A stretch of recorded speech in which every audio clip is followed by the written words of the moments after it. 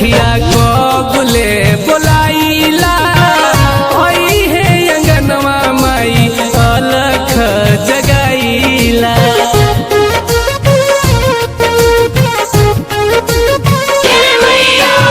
असरे में बिछल अखिया कबुले बोलाइला आई है अंगनवा माई अलख जगाइला। नेहिया लगल बाय माई तोहरे चरण में मन सपुरैबू कहिया। नेहिया लगल ये माई तोहरे चरण में मन सपुरैबू कहिया। लेनी मनवे में मंदिर बनाए हो मंदिरवा में अइबू कहिया।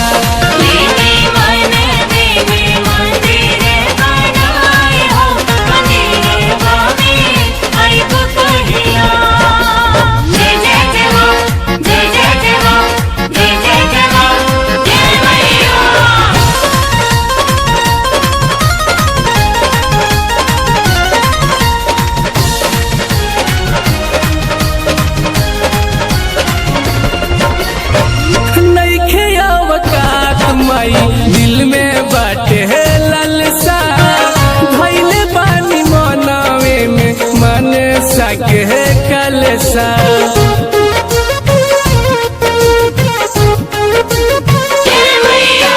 नइखे आवकात माई दिल में बाटे ललसा धैले बानी मनवे में मन सके कलसा। सब गुण माई दया के भंडार ममता खैबू कहिया। हो सब गुण आगर माई दया के भंडार ममता खैबू कहिया। लेनी मनवे में मंदिर बनाए हो मंदिर